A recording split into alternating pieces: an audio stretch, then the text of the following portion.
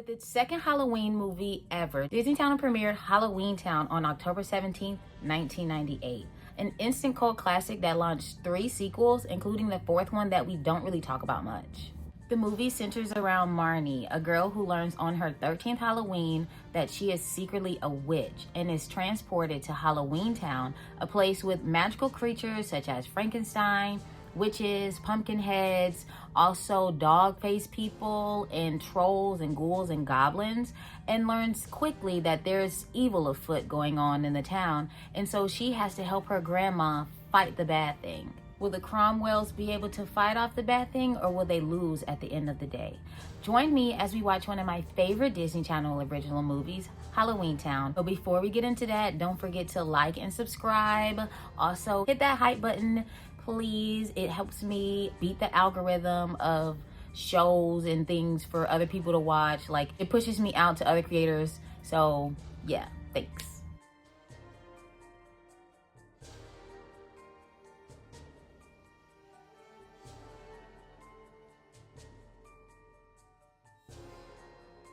Saturday, October 17th on Magical World of Disney. Marnie Cromwell's family can't be normal. Why? Because her grandmother's a witch.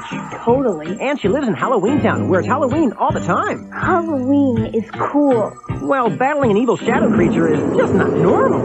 Oh, big normal and vastly overrated. Find out more about Marnie Cromwell's family's strange powers. Powers? What powers? In the Saturday premiere of Disney's original movie, Halloweentown. Saturday, October 17th on Magical World of Disney. Movies at 7, 6, and... What's up, everybody? Welcome back to my channel. It's your girl AlleyBenz here, and today we are watching another Disney Channel original movie. The movie today we're going to be watching is Halloweentown. I like to do this thing where I rewatch Disney Channel movies and talk about it with you guys, so let me know what other movies you like to see in the comments. But for now, let's go ahead and get into this Disney Channel classic. So the movie starts off with little kids trick-or-treating in the streets, and they stop in front of the house of our main characters. But somebody in the little kid crowd suggests let's not go to that house because it's dark and there's no lights or decorations on. Wait a minute, what about this house? Forget that house. Let's go to... Then we get to the baby sister who's sitting in front of the window watching all the kids have fun and enjoy themselves. And she just wishes that she could go trick-or-treating like every other normal kid in the neighborhood. But instead, their mom doesn't let them do anything on Halloween because she has a very big secret. The brother, whose name is Dylan, comes down the stairs and is like, oh, come on, Sophie, don't nobody come to our house on Halloween. Somebody's coming. Come on, Sophie. You know nobody ever comes here on Halloween. In walks Marnie, the girl who the main movie is about. She's played by Kimberly J. Brown, who you might remember from the last movie video that I did, Quint. She was Jamie in that movie, and she's Marnie in this one. She is trying to convince her mom to let her go to this Halloween party because everybody else in her school is going, and she's going to be the only one that doesn't get to go. I get one normal sister. Look, Mom, I'm 13, okay? I'm practically a grown-up. I'm certainly old enough to make my own choices. Right? Yeah, I guess so. Is there an age for that? Look, Marnie, I am sorry, but you are not going out on Halloween. Why? But unfortunately for Marnie, her mom doesn't let her go anywhere on Halloween. Like, they can't even do anything on Halloween but sit in the living room with the TV off and staring at each other, which is crazy to me because I'm like, spoiler, they're secret, they're witches. But like, what about them being witches means that they can't go trick-or-treating? Why is it like they are confined to the house just because they're witches? Like, can they not go outside or do anything? That doesn't make sense to me because it's just like, so they can't have fun on Halloween? The mom never makes it clear why they can't do anything on Halloween, just that she doesn't want them to celebrate Halloween at all. And it's giving Jehovah's Witness. So I'm like, are you guys gonna celebrate Christmas or any other holiday, or is it just Halloween that y'all can't celebrate? Have my reasons, and I will explain them to you when you're taller. Mom, you've been saying that for like my whole life, okay? It's just one night. What is the big deal? Because the grandma comes in later on, but like when they talk about how their magic works, she's saying that you have to want it for the magic to work. So I'm like, is that how they get everything that they want for Christmas? And so the mom is like, oh, we can't celebrate Christmas either. But I don't know. I'm getting ahead of myself. So anyways, so Marnie tries to get her friends to help convince her mom that, you know, she's 13 now and she should be able to make her own decisions, like drive and get a job and pay her own bills and maybe even vote. But even her friends were like, I don't think there's a age for that in middle school, girly. But then they try to save her, and it's like, well, you know, she's like the weirdest girl in our class. She likes draws ghosts in her notebook. She doesn't pay attention in math. She likes the weird boy who wears the same jacket to school every day. You know, things like that. It does seem a little unfair. I mean, seeing as how Marnie likes weird stuff so much. Yeah, Halloween is like made for her. Skeletons, witches, vampires. You know, she spends our whole math class drawing ghosts in her notebook. Guys, That qualifies her to go outside for Halloween, you know? But Mommy Dearest is not having any of that. And so she sends those girls packing and off their way to trick or treat and go to the Halloween party without our dear old Marnie. Thank you all for coming. You've been a lovely audience, but the show is over. Marnie, we'll see you all tomorrow. Mom! See you later, Marnie. Here's your broom. We'll bring you some candy. Pumpkin.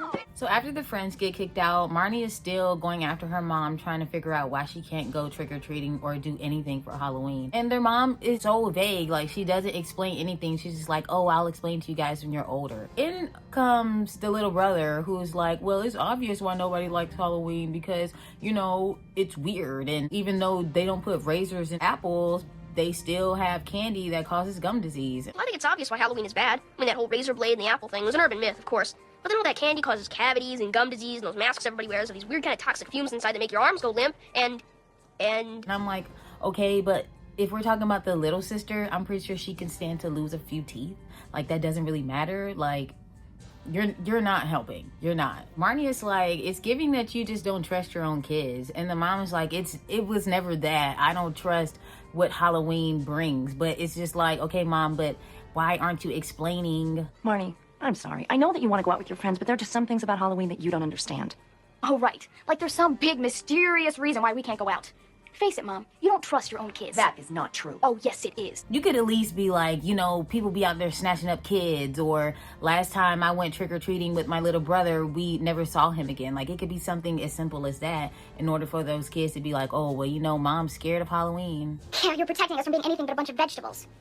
Hey, look, I'm a potato. Are you happy now? Maybe I'll put down some roots in the carpet. Oh, no, Marnie. It's too dangerous. There are things about vegetables that you don't understand. So during this whole whatever the mom and Marnie have going on, little Sophie's been sitting in the window staring out of it, like having premonitions that somebody's coming. Somebody's coming. Come, my little wall ornament. Let's get you washed up for dinner. Come on. So when the mom takes Sophie to go get washed up for dinner, Marnie and Dylan, that's the little brother's name, talk about like, why Mom tripping on not letting us do nothing for Halloween. And the brother's like, Halloween is boring. I'd rather watch a nature documentary. why are you so obsessed with Halloween? I mean, it's just like Mom says. It gives little kids dumb ideas about there being magic. Like, that helps them prepare for life. Personally, give me a good nature documentary any day. And Marnie's just like, Halloween is cool. We're children. Halloween is cool, nature boy. I mean, it's exciting, strange, and ancient. Plus, Mom and Dad met on Halloween. You have fully grown adults walking down the street in $100 costumes. We're kids. This is the one time of year that it's actually okay to be on the street begging for free stuff. Why can't we go outside and get a little free candy? Like, that doesn't make sense. Marnie was like, their dad and mom met on Halloween. And that's when the brother was like, you know, you can't talk about dad because it always makes mom upset. And it's like, wouldn't you guys be upset talking about your dad as well? Like, can we not reminisce on the good times that we had with him? Plus, mom is supposed to be in the bathroom with Sophie helping her get washed up for dinner. Shh, what are you trying to do? You know how talking about dad always bums mom out? I mean, why can't you pick some other holiday to get hung up on, like Arbor Day? Trees are important too, you know. While this is going on, you have people out in the streets still trick-or-treating, and in flies this bus that comes from out of the sky, and it's like, it's not quiet, like it's not one of those quiet machines, it's an actual bus, and it makes actual bus noises. So how come nobody in whatever burg they live in not notice this bus coming from out of the sky?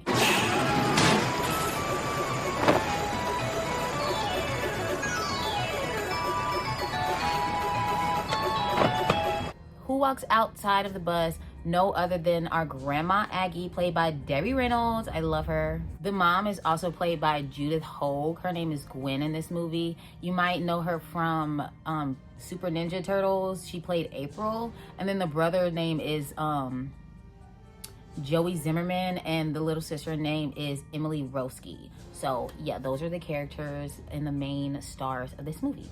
So Grandma Aggie is chastising her bag because it doesn't want to get off the bus. The bag kind of acts like a dog in this whole thing, where it's just like it walks on its own or rolls. I don't really know how it moved. And so when she walks away, it's like, okay, fine, the bag follows. And then you have little Sophie in the kitchen with her mom, and she's like, she wants a cookie, and her mom is like, no, you can't have one. She turns around and it's just like, oh, I really want a cookie, I really want a cookie. And so you see the cookies start to like float up in the air and like, you know, ascend or whatever, because Sophie is also a witch. I really want that cookie.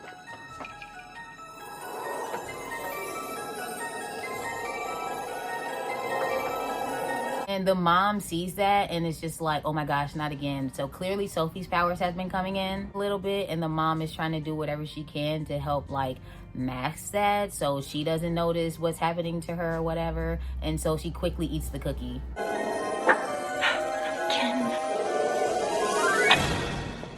And when Sophie catches her, she's like, oh my gosh, I know you're not eating the cookie that you just told me I couldn't have. And in typical mom fashion, she has her mouth stuffed so she can't really speak. And here comes Grandma Aggie, who's like, oh, luckily she doesn't eat liver, because otherwise you would have that in your mouth. So the kids are excited to see their grandma because they clearly haven't seen her since like last Halloween. And her and the mom clearly have beef because the looks that they were giving each other was like, yeah, well, I don't come because your mom literally doesn't call me. She doesn't like me. She doesn't even want to be associated with her or her upbringing. Like, of course, I'm not going to come around. That's weird. So the kids beg for gifts from her because clearly she's one of those grandmas that always has something for them, which is nice. And they go in the living room, and Marnie tells her mom, can you not fight with grandma for once? Because like, we never get to see her, and every time she comes, you're always like the rudest person alive to your own mother, which is weird because she's like our only other family member. And so they go in the living room, and the grandma has like a whole bag full of those candies that you'd ask your grandma for a piece of something when you're in church, which is like, I can see why they are excited, because I mean, it's Halloween and they can't even go out trick-or-treating. So to have this mass amount of candy is like, you know, I would be excited for it, but at the same time, Grandma, you could have came with some Tootsie Rolls or Kit Kats or Snicker bars or something better. So Grandma Aggie reminds the mom that, you know, this is Marnie's 13th Halloween, very much emphasizing the 13 of it all. And her mom is just like, yeah, I know it's her 13th Halloween. I'm actually looking forward for this year to be over with. Which is just like, honestly, this is the last Halloween where she's actually going to be normal and not even talking about her powers, but like as far as attitude and personality. So if I were you, I'm with the grandma. We should celebrate her 13th Halloween in a better way than this. You know, dear, if I'm not mistaken, this is Marnie's 13th Halloween. Wonderfully lucky number 13. Totally. Yes, I'm well aware of what number it is, Mother. So while Marnie and their grandma are bonding over their mutual respect for weird things like hieroglyphics and monsters and deja vu, the mom and the son are like total haters, and it's just like, look at them being all weirdos in their weird ways. And so the mom like cuts the grandma off mid-sentence and is like, can you come talk to me in the kitchen real quick, because I don't like the fact that my daughter likes you more than she likes me right now. Nobody around here really appreciates my taste in weird stuff. Encouragement, not good. And you know what else? I have deja vu a lot. I mean, like all the time. Really? I don't know if you could practice. Mother, could I talk to you in the kitchen for just 1 minute? So Grandma Aggie brings them costumes as well, and the mom is clearly jealous because of financial reasons this year. You know, with the husband passing, money's just been a little tight lately. She squashes all that and it's like, let's go sit down and eat dinner. Well, I'm guessing they ate dinner or whatever, because after that, they're all sitting at the table watching the little sister mimic a ghost, and then the grandma is like, no, baby, ghosts go like this. Oh, dear, it's more like a moaning sound. You know, ghosts tend to be very depressed creatures anyway. Like this. After, I'm guessing they have too much fun, the mom's just like, okay, it's time for y'all to wrap it up and get ready to go to bed. And the grandma's like, yeah, you know, because I really do have to talk to your mom about something serious. The kids really want grandma to read them a book, so after they go up to get ready for bed or whatever, the grandma and the mom are talking, and Aggie is like, Gwen, I really want you to move back home, you know, since your husband's been passed on, like there's really no holding you here. And the mom is just like, no, but I actually like being here. I like being normal. I like not having to be magical. And since William's passed on, there's nothing to hold you here. Nothing has to hold me here, Mother. I like being here. I can have a normal life here. They can have a normal life here. Oh, being normal is vastly overrated. Well, I like being normal.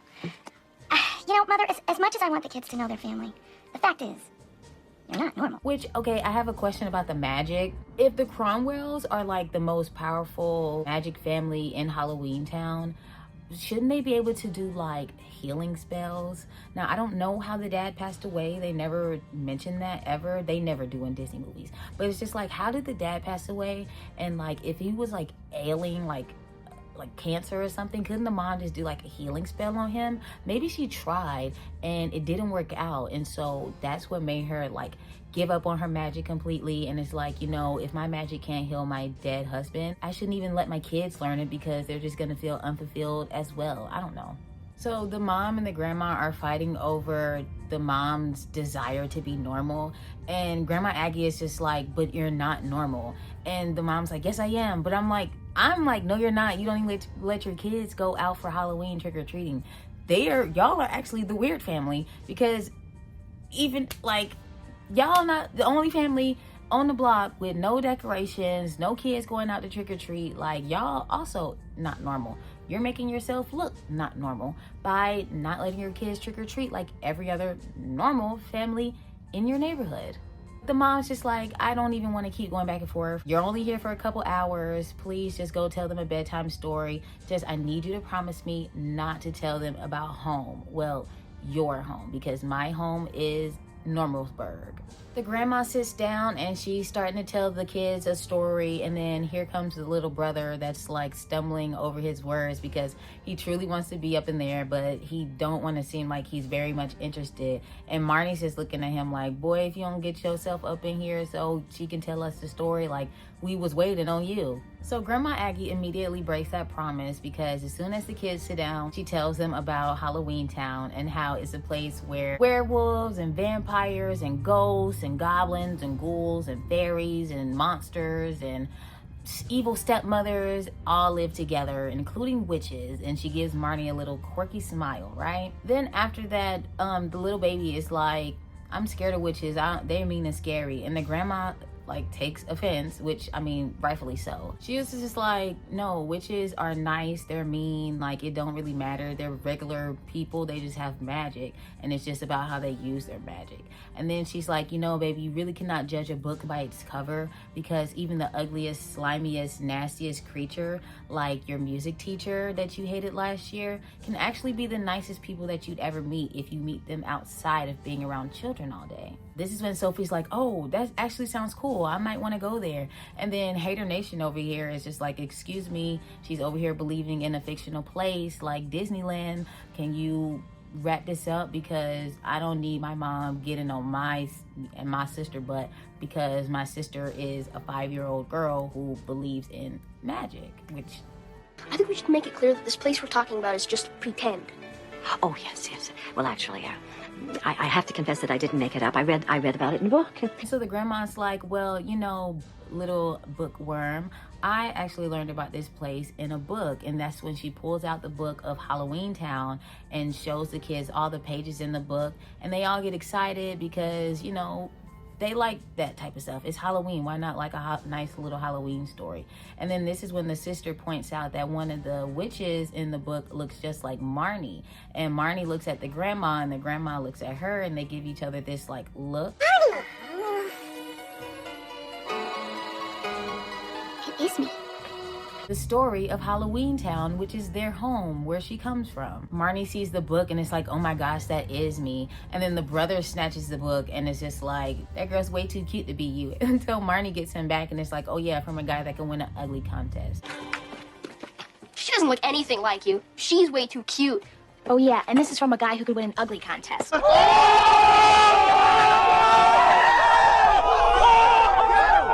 she got him on that one because, you know, he is hater nation. Like, the whole movie, he's hater nation. So the grandma's just egging Marnie on, like, you know, you could be a witch. Have you casted any spells or flew through the sky? And Marnie, you know, she's been downtrodden about this whole, I want to be something more than not the girl who doesn't get to go outside for Halloween. And the grandma's just like still egging it on, like, you know, girl, you a Cromwell, you better Google.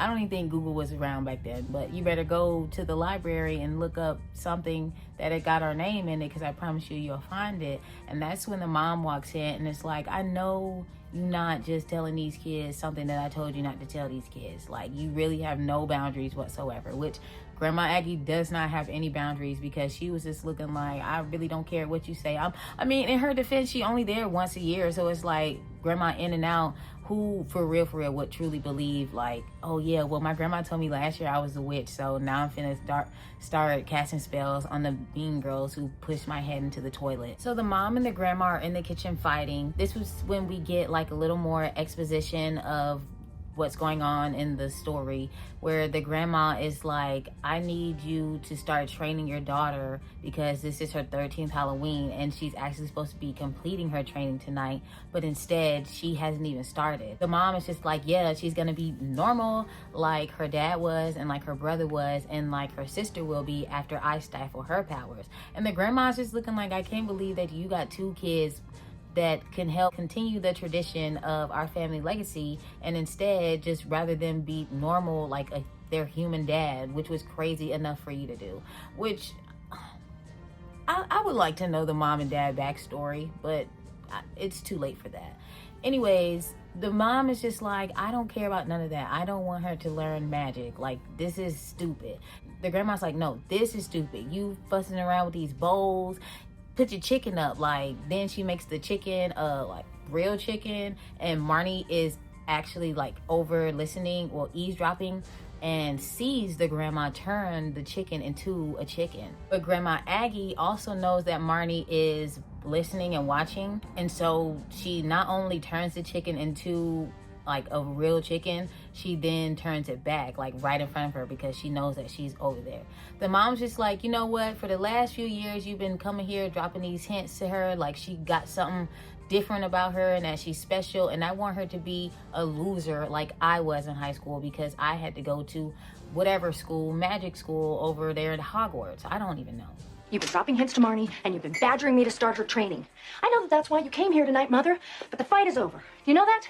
The clock has finally run out, and you can just go home. So this is when the mom gets super fed up and just like, I need you to pack your stuff up so you don't miss your bus because I really don't want to see you ever again. Like, I don't want you to come back next year and be trying to get in the baby ear talking about some she a witch.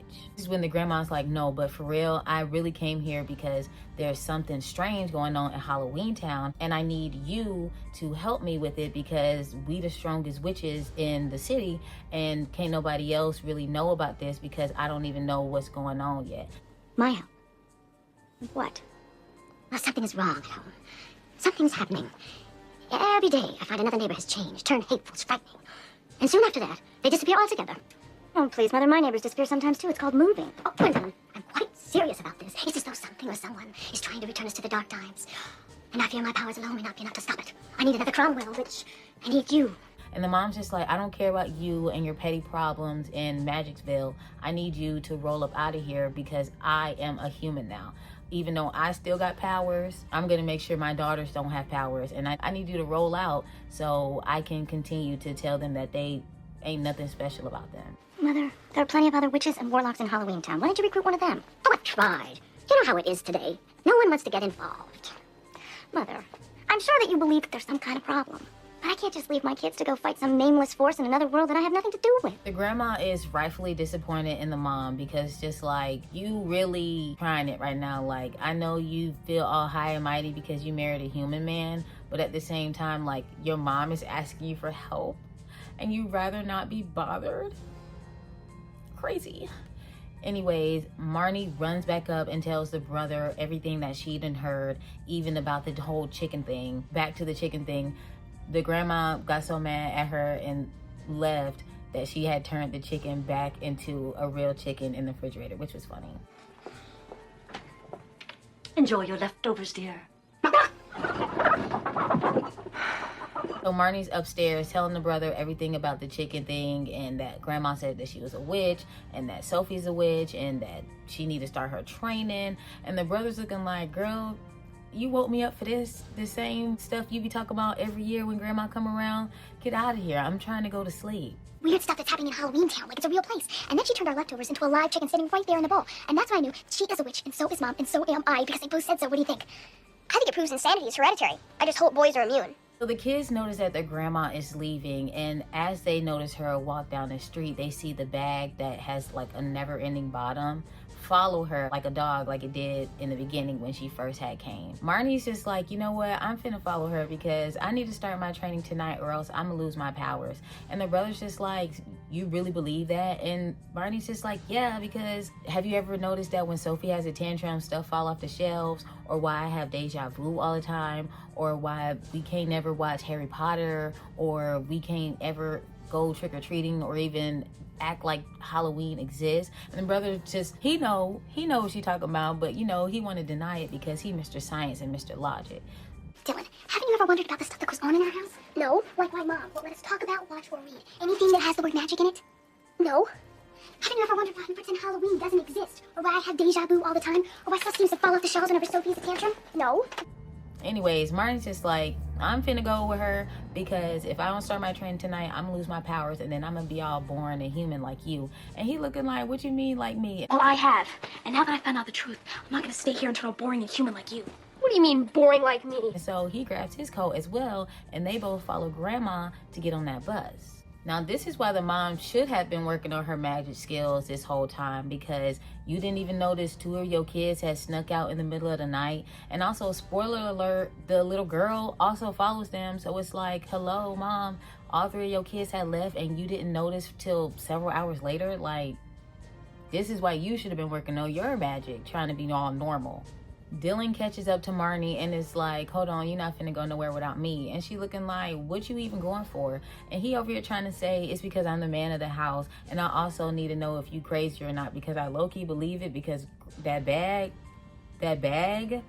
was freaking me out, which rightfully so. And so they're looking for their grandma, and they spot her get on this bus that came from the sky. But because they was too busy arguing, they didn't even notice that it even came from the sky. When it pulls up, they just looking like, oh my gosh, where'd that bus come from?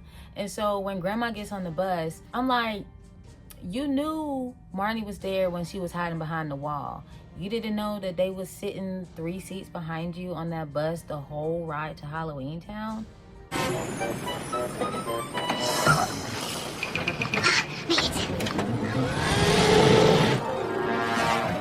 What did you do? Mom, go sleep with Grandma. No, not yet. I don't want to take a chance of her stuffing the bus and send us home. So they're on the bus flying through the dimensions like Jimmy Timmy Power Hour, and you see all these different type of creatures that I guess reside from Halloweentown, like a ghoul, a goblin, a demon from the underworld, even some witches. But then you got the brother who like doesn't believe in none of this still. He's trying to logic his way out of green and blue and purple and yellow clouds, which is just like, come on now, at some point you got to give it up. So we finally arrive in Halloweentown, and Grandma Aggie gets off the bus and literally runs into an old friend named Harriet. She's carrying a basket full of muffins that she was supposed to take down to the headless shelter, but silly old her forgot that they can't eat them because they have no heads. She was, yeah. How are you, dear? Oh, Harriet, I'm fine. Busy as a normal day. Didn't have time this year myself. Doing some volunteer work down at the headless shelter. Poor dears.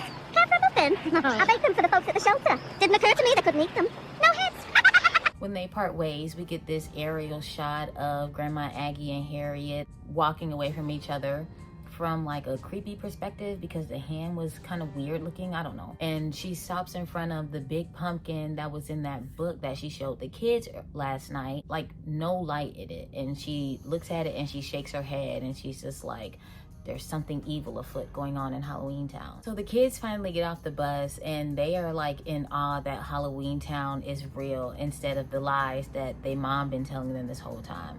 This is when they notice their little sister is also on the bus with them. Well, she was also on the bus with them because as the bus rolls away, she appears into the frame. They looking at her like, how you get here? And she's like, oh, well, I followed y'all because I wanted to go too. Like, y'all thought y'all was just gonna leave me? So they're looking for their grandma, and then they run up on the pumpkin, and Sophie's like, it don't look as nice as it did in the book. And Marnie agrees, and Sophie's just like, no, I think this is the bad thing that y'all was talking about. And so they're like, well, how do you know about that?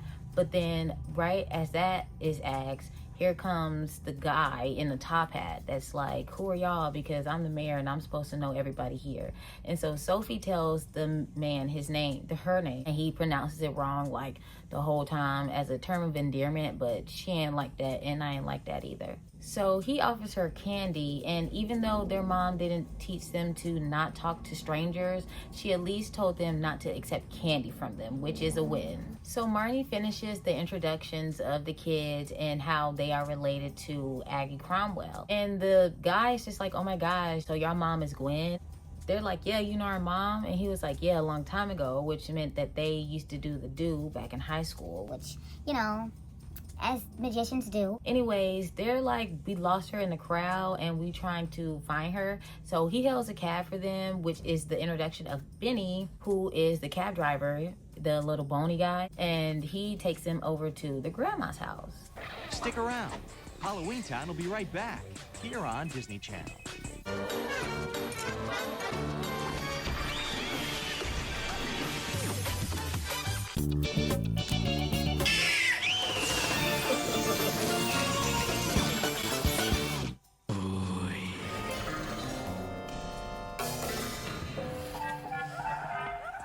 We now return to Halloweentown on Disney Channel.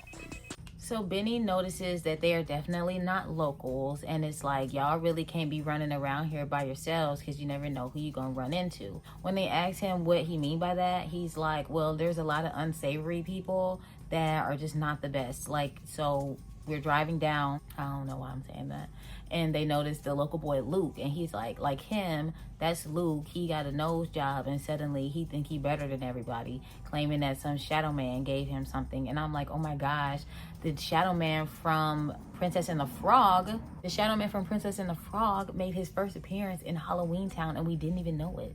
Let's just say that there are characters around here that ain't the most savory. Like that kid, Luke. Who is he? He's just a local punk. Thinks he's a big shot just because he got a nose job and had a few warts removed. Claims some shadow creature gave it.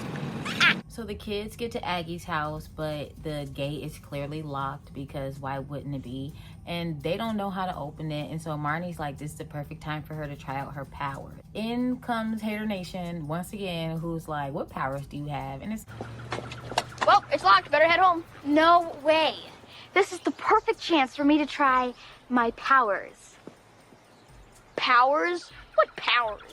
like, I don't know, but she just heard the grandma say that she had some. So let's see, let's try, let's figure it out. She can't get it, obviously, because she has no idea what she's doing. But Sophie comes to save the day, which is going to be a lot. Sophie's going to save the day a lot in this movie. And not only does she save the day, but she wishes that the lock turns into a frog and pushes the gate open. And so they knock on the front door, and the grandma is like, oh my gosh, somebody's here. And that's when the kids knock on the door. And I'm just like, Grandma, so you heard the kids, or you felt a presence? I don't know. I don't know. Because the bus, like, how did you not know those kids were on the bus? Like, you didn't feel a familiar presence? Like, you know, it was the grandkids? You just knew nothing? I don't know. Somebody's coming. Oh, hi there. Oh, my God. How did you get here? On the bus? I came to start my training ground. She's looking like, what y'all even doing here? And they're like, we're here to help you fight the bad thing. And Marnie's like, I'm here to help you. I'm here to learn my powers and get some of my training. And so the grandma's like, oh, I knew somebody was on the other side of the door. And so it's like, y'all know, but y'all don't know, because how you didn't know that they was on that bus. So the grandma is just like, y'all mom is definitely going to be pissed off at me because she's going to think that I'm the one that brought y'all here. And the son is just like, the son. Dylan is just like, well, can we call her? And she's like, no, we haven't really worked out cell phones yet here. We only can live for hundreds of thousands of years, but we don't know how to do, I don't know, Wi-Fi. She's gonna be very upset when she finds you're gone. Can't we just call her? No, dear. I'm afraid we haven't worked out long-distance calling between worlds yet. But the kids are just like, no, we want to stay and help you fight whatever it is that you supposedly scared of. And so the grandma thinks about it, and it's like, oh, okay, well, as long as I get y'all back before midnight, which could be 2 days to 2 weeks here, depending on the mood of everybody. Panic, dear. You see, time works differently in Halloweentown. 2 hours there might be 2 days here, or 2 weeks if we're on vacation. This is when she goes to her cauldron, and it's like, this is like my future seeing thing, and it shows this big old green mask looking character, and all the kids are spooked. Even the grandma herself was spooked, because it's just like, this ain't the end. Stuff that's been going on ain't the end, it's really the beginning. Oh, that shows me that some evil forces at work here in Halloweentown. Also, the worst is yet to come. What can we do to stop it? The grandma shows them this talisman that her cousin Merlin used to use back in the Dark Ages over in the mortal world. She is cooking up some witch's brew because she is putting the witch's brew inside of the talisman, and hopefully that will be able to fix whatever it is that's going on in Halloweentown. So the grandma explains the mechanics of the whole talisman thing, and it's like, if you fill it up with this witch's brew that I made and say a little spell over it, then it should be able to fix whatever it is that's going on. Marnie is like, oh, okay, well, I can help you with the spell because, you know, you said you need another witch. But the grandma's like, no, because you haven't trained enough yet, and it's basically just gonna be you in the way. And so when she tries to do it by herself, it doesn't work. And she's just like, this is what I get for using instant oatmeal, and it's just not the same as when you make it from scratch, which is true. I don't even like oatmeal, but when you make it from scratch, it definitely is better.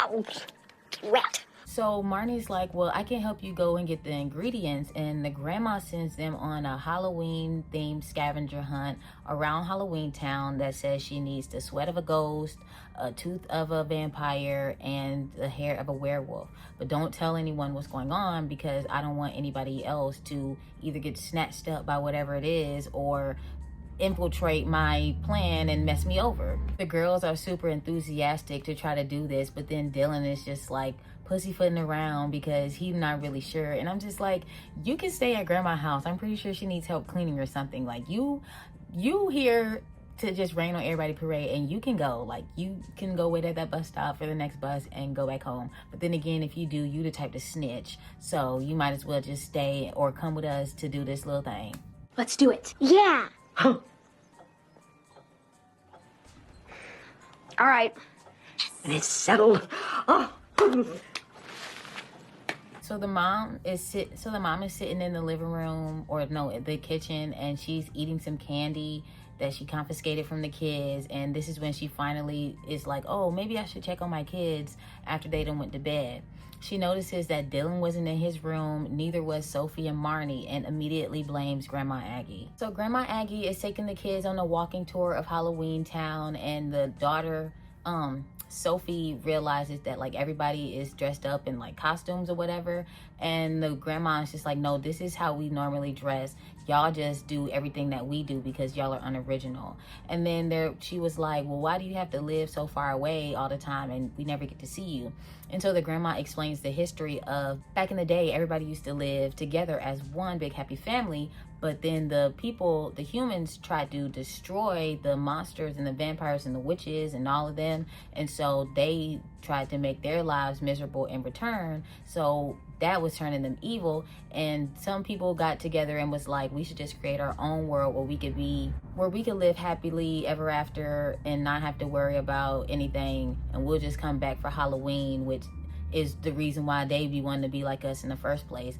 And mentions how that is how the mom met their dad at a Halloween party, because he used to love He loved her Halloween costume, which is a witch's costume. Side note, they said they filmed this movie in the summertime, which is crazy when you think about it because everybody has on like long sleeves and jackets because it's supposed to be October, and like you got these people in these big old masks and stuff and all these prosthetics and whatnot, and it's just like I bet y'all are like sweaty and hot. I remember when I had did background for a Disney movie one time, and it was supposed to be like Mardi Gras, so like February type, and it was the middle of July, and people had on like long sleeves. One lady even passed out. Like it was so hot, like they legit had to have fans on us because it was just that hot. It was crazy. So the grandma is like, this is how we were able to live our best lives, by having kids and getting jobs and driving cars, you know, normal boring human stuff.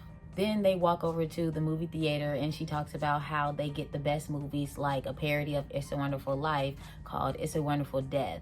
This is when she runs into her old friend that she had came into over there at the bus, Harriet, and she's looking all crazy and disheveled, and her face is all messed up. Like it's terrible. So this is when Aggie sees the mayor, Calabar, and she chases him down into the ice cream shop, and it's like, I just saw my friend a couple hours ago, and I just saw her 5 seconds ago, and she looked like somebody just beat her up, and I feel like you as the mayor need to figure out what's going on, because she's not the first person that I didn't notice that this didn't happen to.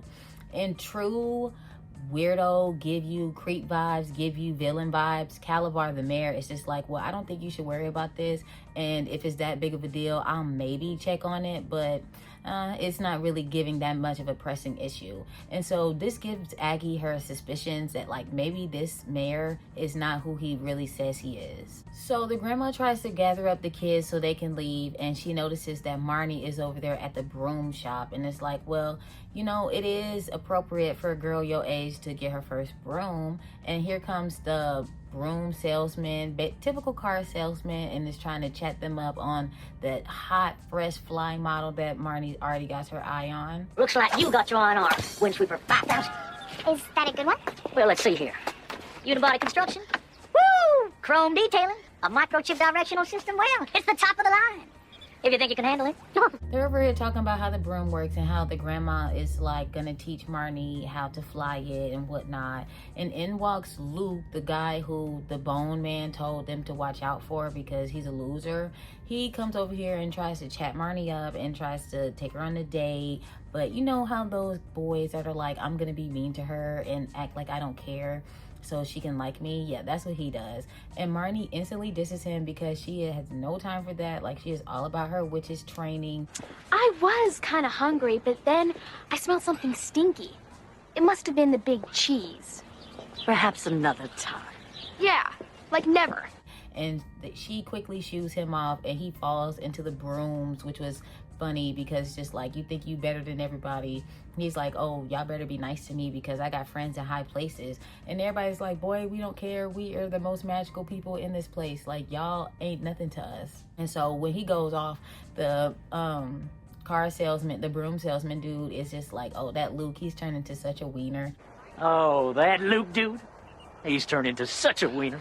Which is funny because that is definitely the PG version of something else.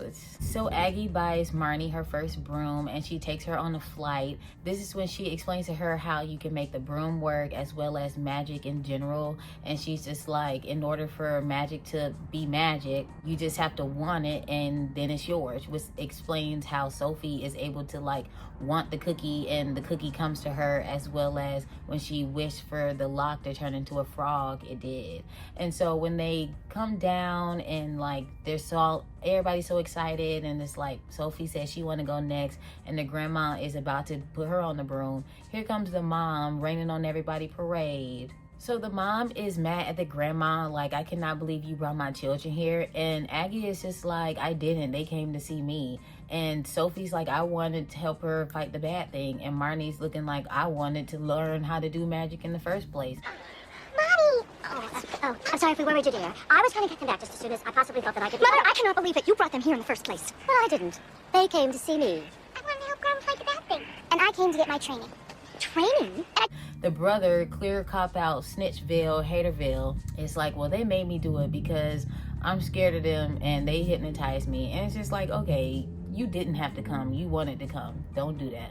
All of them is legit arguing in the town square because the mom is just like, y'all need to get on this bus so we could go home. And Marnie's like, no, I need to stay and do my training because you didn't even want me to know that I was a witch in the first place. And the grandma gets in the mom's face, is like, yeah, this is her birthright. Like, you have no reason to not teach her about herself and where she come from, which is like true. Like, I'm trying to figure out what's the big deal that they do magic in the first place. Like, you mad you might not see them again because they're gonna be in Halloweentown? Does that even matter? So Marnie tries to tell her mom off, and it's like, I'm finna stay here and learn how to be a witch. And the mom says the magic words is, you are grounded. And instantly Marnie knows, like, I'm guessing the mom finally using her powers, because at that point Marnie was like, I'm sorry grandma, I'm gonna miss you, but I gotta go.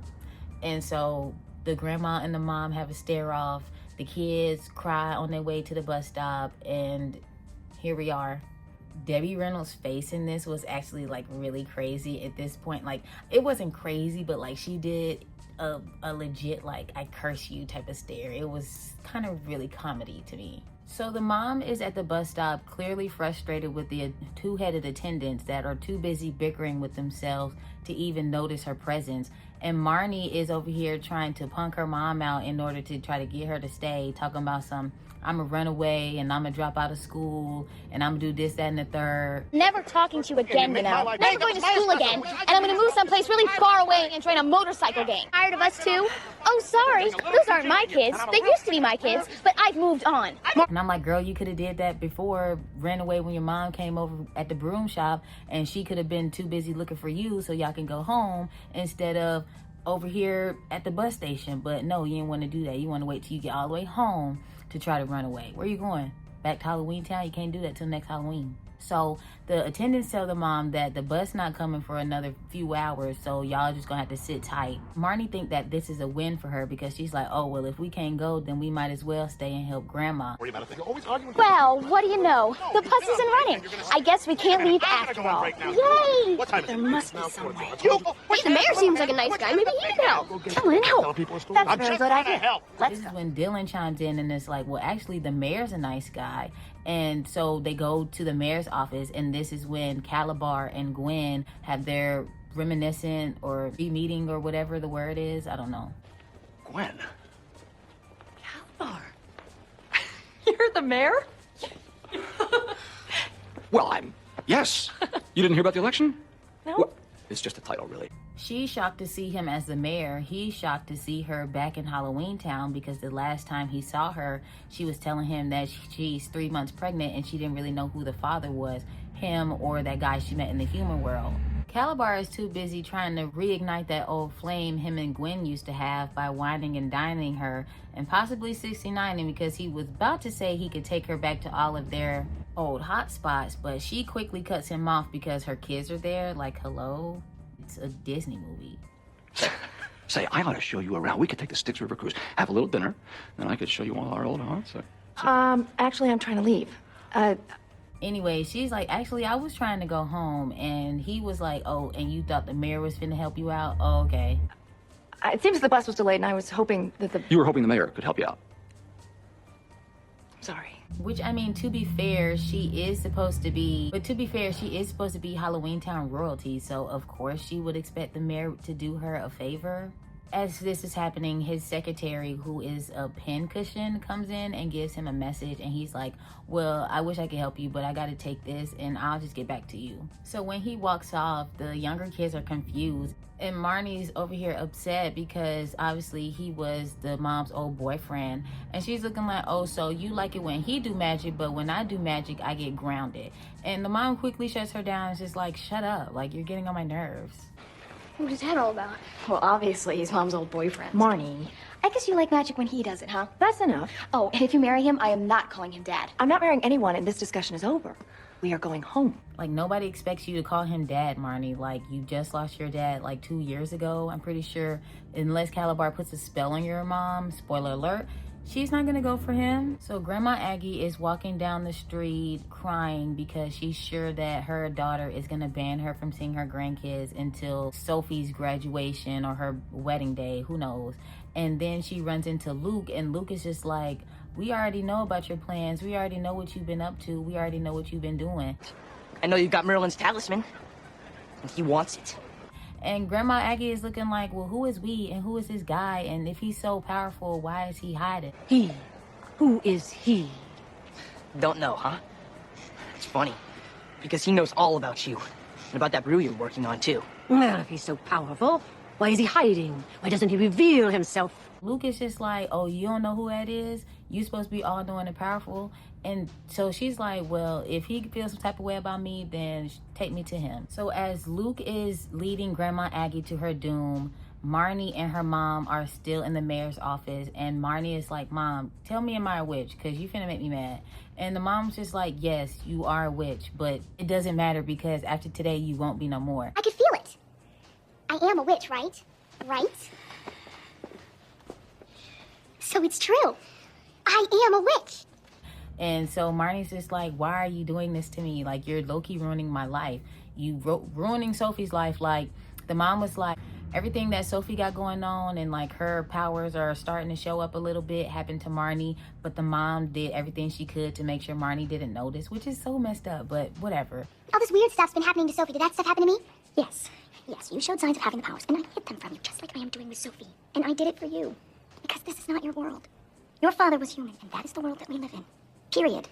As this is happening, Sophie is doing what she does and is looking out the window, and she notices that the grandma is going somewhere with the wiener dude. Marnie runs to the window to see what's happening, and then she storms out of the mayor's office so she can go help the grandma. Look, Grandma's going somewhere with the wiener dude.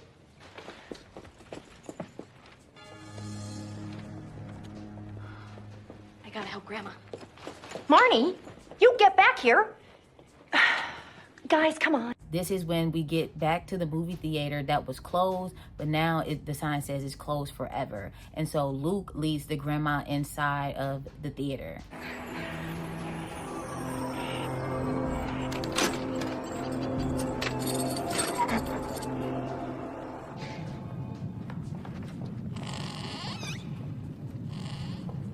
So inside the theater is like a bunch of cobwebs everywhere, and on the screen it's like clouds that lead into a black hole or whatever, and it's people in the seats, and it's clearly all the people that have been going missing after they done turned crazy looking.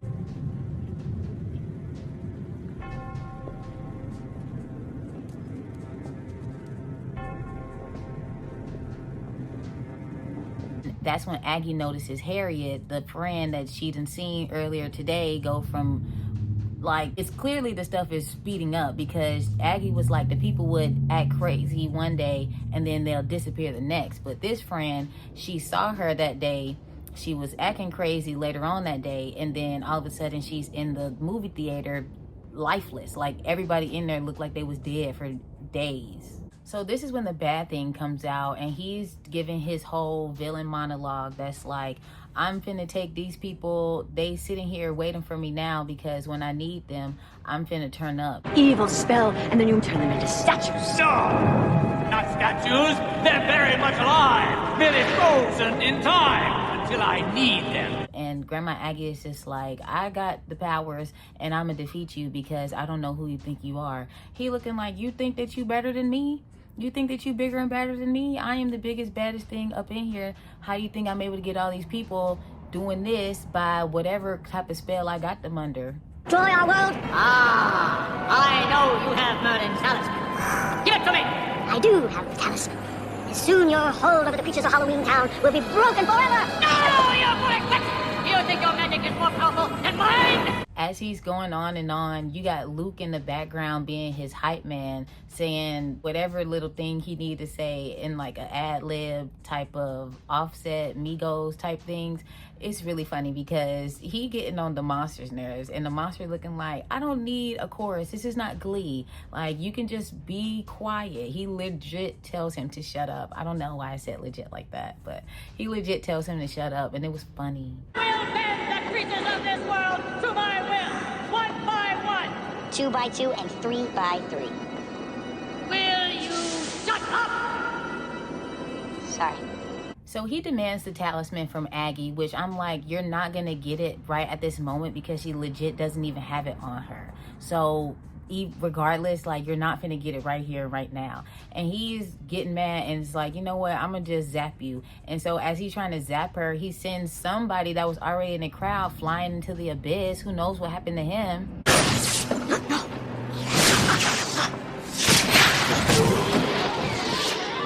Oh, you said she'd be safe. You cannot escape me, old woman! But she hasn't been born that's quick enough to catch a... And Aggie is over here dodging the shots like Lil' Kim. It's crazy. It's getting dangerous. This is when Luke is like, wait, you said you wasn't finna hurt nobody. I'm out of here. I can't save grandma because I might get struck. So I'm gonna just leave. This is when, I'm finna say Jamie. This is when Marnie and Gwen and the other kids run into the theater and it's like, oh my gosh, look at grandma. And the mom like does powers on Luke to get him to do whatever. But instead of doing what she wanted to do, she turned him into a flower pot, which was comical. So the bad thing is able to get the best of both the mom and the grandma. Gwen pushes the grandma out of the way and gets zapped. And as Aggie is like in shock that her daughter got zapped in a fight that she didn't even want to be in, she gets zapped. And the kids are just looking like, oh my gosh, my mom and grandma got killed. But the grandma's like, no, it's just a spell that freezes us. Like, y'all really got to get up out of here. This is your last chance. Give me the talisman. Never! Keep your brother and sister back!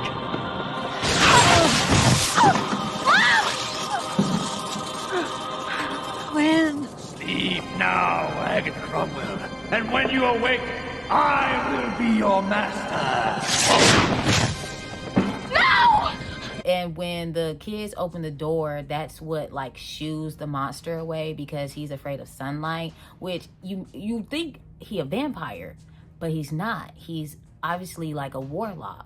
So I don't know why the sun affects him unless it's going to melt off the makeup that he uses to disguise himself from being seen and being noticed of who he really is. The grandma's like, don't worry, I need y'all to get up out of here. And they do that. Watching the mom and grandma like get zapped and frozen like that though, like it was like you could legit see the life fall out of their eyes, and it was crazy. Like, can you imagine being a child and seeing your grandma get zapped with lightning and she just like dies right there, but she's not dead? Like, that's crazy. So they outside talking about some, we need to go back to grandma's house, and Marnie's like, no, that thing not finna follow us because it's scared of the light. This is when Sophie over here talking about, I want mommy and grandma, and I'm like, shut up. Like, we don't need crybabies right now. This time to get serious. Time to lock in. Listen, the statue isn't gonna follow us. Didn't you see it can't stand the light?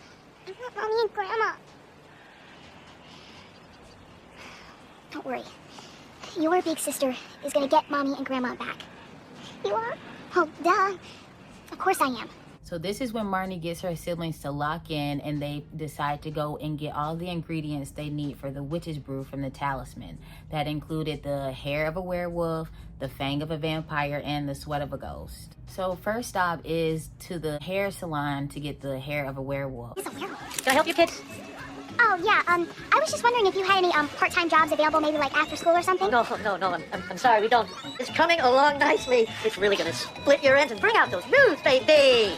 But I've always wanted to become a beauty technician. And the kids go in there and cause all types of commotion. The hairdresser tries to brush them off, but then they go in there and just act like the Rugrats and how they be tearing up people places. Dylan gets a razor, like an electronic razor, and like legit shaves a huge patch in the back of the werewolf's head. Like, oh my gosh, that's crazy and also assault, but I guess anything for the talisman. Will you please I'll get it off, okay? No, the other button. Okay, what I need you to do is it's only to be used by trained professionals, so just put the thing down. I got it. The other button, sweetheart. Put the thing down, baby. Oh! Hey! So next up is going to get the sweat of a ghost, which means they went to the gym. They are in the gym full of people in monster masks, full-on costumes, dog face costumes, cat face prosthetics, like the whole shebang. They're trying to figure out where a ghost would be, which I don't know why it led them to the locker room or the sauna, but then they come across this one ghost, turn the heat up on the sauna super high, and get like one drop of sweat from this man, which was crazy because it's just like, this is a grown man and these are children. They straight up aggravated this ghost, like he in here trying to chill and relax, and here come these children telling him these fun facts and jokes, and he's just looking like, get out of here, like y'all getting on my nerves. Mind you, the ghost implies that he was literally in hell and that this whole situation with these kids and how hot this steam is worse than that, which was something. Woo! Is it getting hot in here? Hades was nothing compared to this. Can I get some help over here? Burn it up! Marnie's able to get the sweat and they run out of there, and that's when the timer runs out and the ghost is like skinny now because he sweated off 1,000 pounds. Then they go to the dentist and Dracula's wife is getting her tooth taken out. I'm afraid that one's gonna have to come out. Is it going to hurt? Don't hurt me, Doctor. I'm not very good with pain. Oh, now, don't worry. You won't feel a thing. And the goblin that's the dentist is like, well, I am the magic hands, I am the tooth fairy. And I'm just like, if you're the tooth fairy, I'm so glad my parents never told me that, because I would not want to lose any teeth, because I would think you're also going to eat me afterwards. That's besides the point though, because they straight up robbed the dentist. Like Marnie impersonates a nurse practitioner or what, a dental hygienist, and is the one that's able to recover the tooth when they finish with it, and he puts it in like a little pan or whatever. Vampire's Bane. Yes. So they're just about to celebrate getting all the ingredients for the witch's brew when Benny like legit almost hits all of the children with his cab. There she is. Come on. I got it! Say there, if it ain't the Cromwell kids. Runs into them and is like, hey, I heard that your mom was here, and they trying to play it cool like, yeah, you know, she with our grandma right now, but they sent us out to get some stuff and now we finna go back to him. And so he's like, well, I can take y'all there. I hear your mother's in town. Well, yeah, she's hanging out with our grandma. We just came to do a little shopping, but we're done now. Okay, so bye. Hey, I got a fare up that way anyway. Why don't you let me give you a lift? He was like, I can give y'all a ride home. And the boy, Dylan, was like, oh, okay, that'll be nice. And Sophie's looking like, nah, something up with him. Hey, that'd be great, thanks. What is it, Sophie? The bad thing is in it. And Marnie's like, well, who told you our mom was even here? And he looking like, y'all asking too many questions. Get in the car right now. What is it, Sophie? The bad thing is in it. What? Little kids, what an imagination, huh? Come on, get in. I gotta go. Wait, who told you our mom was here? Hey, what's with the third degree here? Get in the cab! And then he snatches Dylan up by the neck and is like choking him out. And that was one of the scariest parts of this movie as a kid, because it's just like, evil skeleton is trying to attack a child and he's snatching him up. That was weird and crazy.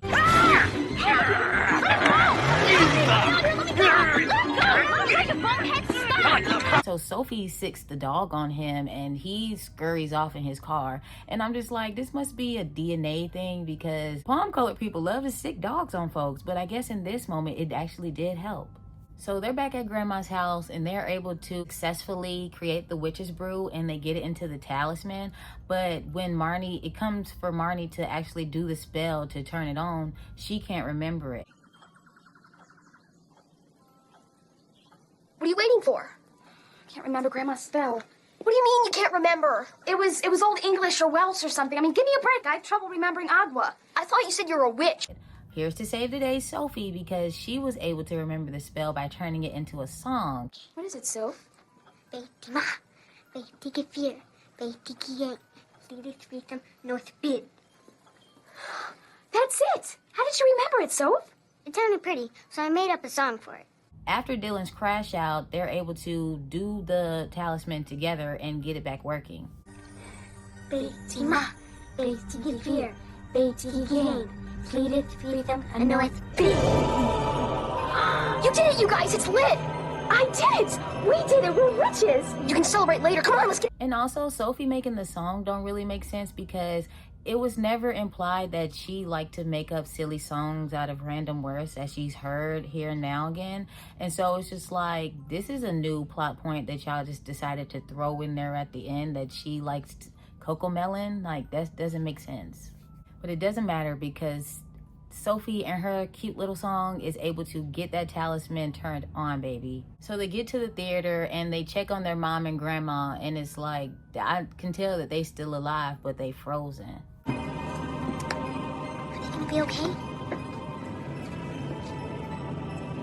I think so. I can hear her heart beating. Grandma, too. So the kids are freaking out, not really knowing what to do. Why isn't it working? Oh, no. Marnie realizes that her grandma had told them that mortal see, mortal do.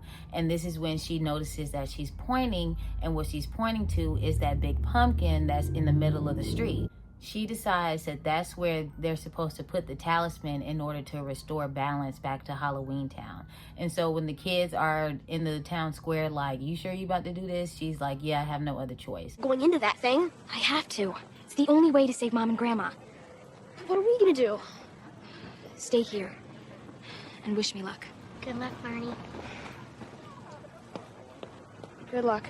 This is when she's walking towards the big pumpkin and Luke grabs her from out of the corner and is like, I'm actually really sorry what happened to your mom and grandma. Like, I'm just a kid like you, and I was tricked because he only told me that he wanted the talisman. He never told me that he was gonna strike your mom and grandma down right in front of y'all. Like, that was crazy, and I'm scared too.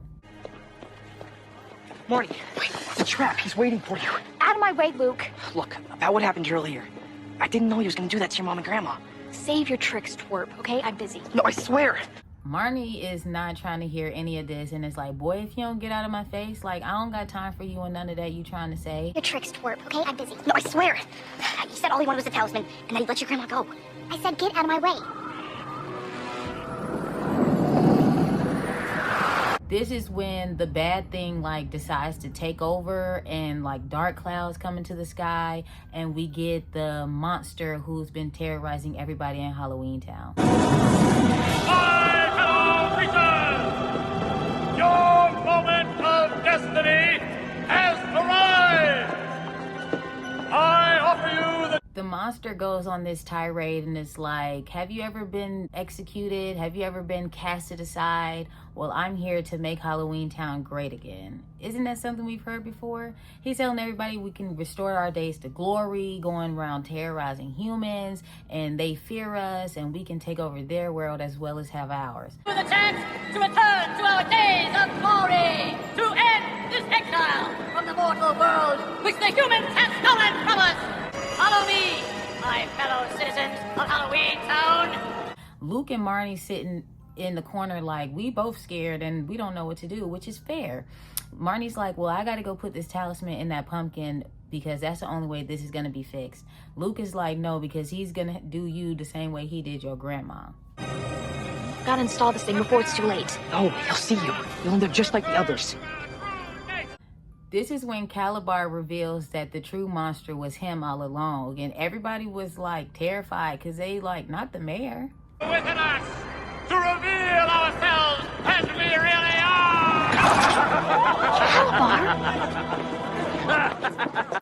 Marnie realizes that Luke had knew all along that it was Calabar who was the evil person all along. And he's like, yes, and that's why I'm trying to help you now, because he tricked me as well as everybody else in Halloweentown. Mom dated that guy.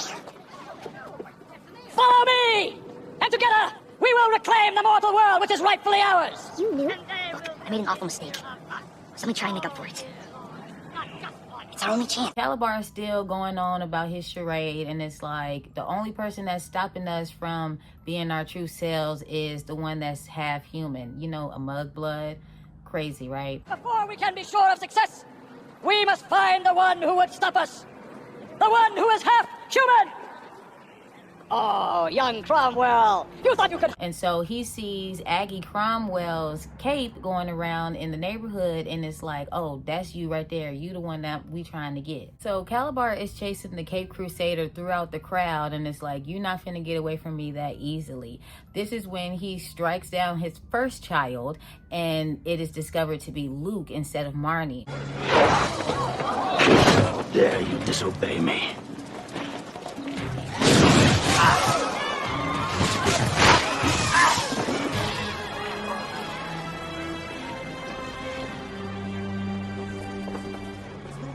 This is when he realizes, oh, they done did the old switcheroo on me. And so he notices that Marnie was already at the pumpkin about to put the talisman in there. This is when he strikes his second child and hits her so many times that she like falls incapacitated, but was able to drop the talisman into the pumpkin. So the brother and sister are both hiding because they think all is lost. Whole time Marnie was able to let the talisman loose, or I guess because she was frozen, it was able to seep out of her hands and lock into place. Calabar thinking he won and that he done got all these people on his side. Meanwhile, everybody's scared of him because I just saw you like potentially kill 2 children in the middle of town hall. So I don't know if I want to follow you because I might get killed in the process. This is when Marnie is able to wake up and it's just like, oh no, Grandma said if I want it, I can have it. And so she's able to wake up for like 5 seconds just in time to drop the talisman in place. Oh no, it's very special. Magic is really very simple. All you have to do is want something and then let yourself have it. The magic was able to bring everybody back to full autonomy as well as give them full makeovers, which we are so glad to see, especially for Harriet, because they turned her every which way but loose.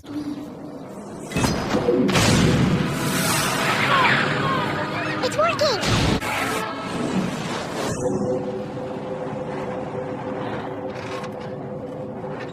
Gwen and Aggie hug and like runs to the kids because they just looking like, hold on now. I know what just happened did not just happen, but it did happen. So we need to go check on these children.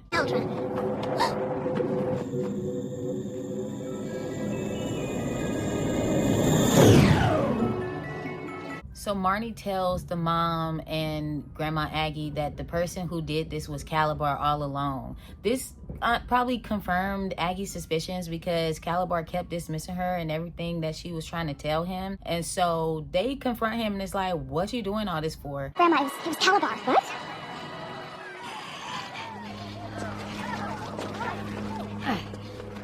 So it was you? Why, Calabar?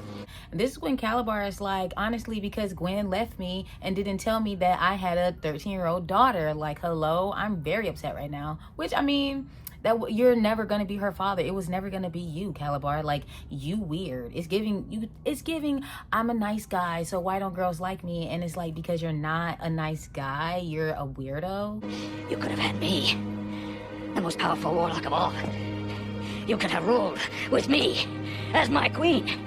But you chose a human instead. So Calabar really did all this because Gwen chose a human over him. And it's like, bro, it ain't no other witches in Halloweentown for you to get up. Like, if you supposed to be that warlock, that guy, why you couldn't find nobody else? Like, truly, you are a loser. Like, villain or not, you corny and you a loser. It's silly. Let's wrap this up. Now, my darkness will spread unchecked, and I will be ruler of both worlds! So he's easily able to get the talisman up out of the pumpkin, and he's like, see, I'm finna be the ruler of both worlds. And this is when Grandma Aggie starts to do a little spell with her juju bees, and Gwen joins her into the spell. So Marnie confronts Calabar herself and is like, you think that you can outdo my whole family? Like me, my mom, my grandma, my sister, and my brother? Like, you stand no chance. And he laughs it off like, okay, first of all, y'all are children. Like, just because you made a witch's brew don't mean that you gonna compete with the big dogs. Like, let's be for real. Talisman back or you're in big trouble. You half-human brat! You think that your magic is any match for mine? Then Marnie joins the spell, Sophie joins the spell, and it's like, it's not working. But this is when Dylan gets his power. Dylan! What? Looks like we just added another witch to the family. Or should I say, warlock? No way. I don't have any powers. I'm the normal one in this family. So they all start to do a little chant and a spell together. And this is when Marnie is looking at Dylan like, hey, lock in, like, stop playing. Do you, what? Come on, Dylan, we need you. Believe.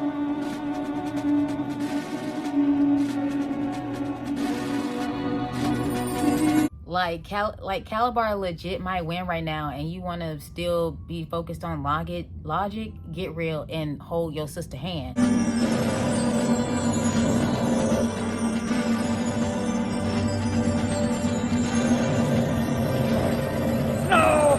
So they're able to get the magic right, and finally defeat Calabar, whose soul was like sucked up into the talisman, and the talisman goes to Grandma Aggie, and then she puts it right where it belongs, which is in the pumpkin.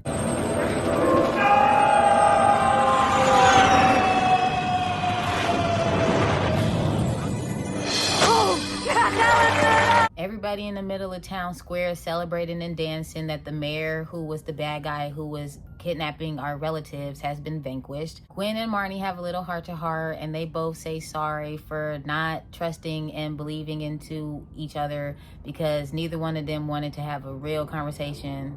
Mom? Yes, sweetheart. You were right. There was a lot about Halloweentown that I didn't understand. And I'm sorry about the things I said and did. And I'm sorry that I didn't trust you. You were everything I could have ever hoped for in a daughter, and so much more. Dylan is still doubting his powers, trying to say that the Northern Lights is coming out of his fingertips, which also would mean magic, because how is the Northern Lights going to come out of your fingertips? This is when Marnie realizes that she sacrificed Luke's life to help her in her scheme trying to defeat Calabar, and runs over to him, and he's changed back to normal with a huge nose, and he looks like Harriet, like he could be her grandson or something. And Luke was like, honestly, I wasn't even under a spell. I turned into a douchebag because he made me high, which was crazy, but that's a lot of white guys who, a lot of guys in general, like they get fine and then all of a sudden they get funky acting. So it's just like, you can never really win with that. Luke was like, honestly, none of that even mattered because I was still funky acting and I couldn't even get a date with you with my good looks. And Marnie was like, a date? And he was like, yeah, I know, that was stupid. This is when Marnie kisses him on his face or nose or whatever. And he's like, still ain't turned into no handsome prince. And Marnie was like, no, you did that before when you actually decided to be a good guy. Like, your looks had nothing to do with it. It was your funky ass personality. I guess it didn't turn into a handsome prince though. No, but you did that before when you decided to help me. I never could have done it without you. Thanks. Hey, if you ever come back to Halloweentown, look me up. I'll do that. So we get to the end of the movie and the Cromwells are on their way home back to the mortal world. And this is when the mom is just like, you know what? You're not so bad after all. Since the kids finally know that they got powers, there's no more use of hiding and lying to them. Well, I suppose I'll have to give the children back now. You know, Mother, I have to admit you're really very good with them. Thank you. You know, I was thinking I could use a babysitter on Thursday nights. You know, my PTA meetings, sometimes they go on forever. Well, dear, you know that I can't cross over, only on Halloween nights. Why don't you come and live with us? And everybody's so excited. I'm excited. I can't wait to see what's gonna happen in the second movie, Halloweentown 2. Spoiler alert. She calls for her bag because Marnie is tweaking out about her broom. And she's like, oh no, don't worry. So the bag comes and she pulls the broom up out of the bag and they go for one last little flight. The mom says that she's gonna be the one to finish Marnie's training, which is kind of comical because she couldn't even use her powers right the first time. But I guess because she was able to get that spell in, she feel like she's more qualified than Grandma Aggie. Whatever, she want to bond with her daughter, so we'll give her that. Yes. No. What? I'm gonna be finishing your training. Then Luke is apparently the bus driver back from the mortal world to Halloweentown, and I'm like, how old is this kid? Because what age do you get your licenses in Halloweentown? Like, there's children driving buses full of people in the sky. Like, that ain't scared of nobody. But it doesn't matter because they all get on the bus anyways and wave goodbye to the citizens of Halloweentown. And that is how the movie ends. What did you guys think of this movie? Did you love it as much as I do? Because I still love this movie. I'm glad I got to watch it again and again and again. And it's honestly one of those comfort movies for me. Like, I don't even have to wait for Halloween to watch Halloweentown. Like, I'll watch it in the middle of June. It doesn't really matter to me. Let me know what you guys think about the video in the comments. Who was your favorite character in this movie? Did you hate the mom as much as I did growing up and still today because she had no reason to keep them kids from trick-or-treating? Also, one of my favorite parts about the movie was the fact that the mom and Marnie both had the little cleft chin. I thought that was very cool that both of them had that, and I think the other kids had that too. I'm not sure. I'm gonna have to go back and look, but let me know what you guys think in the comments. I'll be back with you guys in the next one. We're gonna be doing Halloweentown 2, so be on the lookout for that. And yeah, like the video, subscribe, share with everybody you know that loves Disney or loves Halloween or just loves me. And I'll see you guys next time. Bye.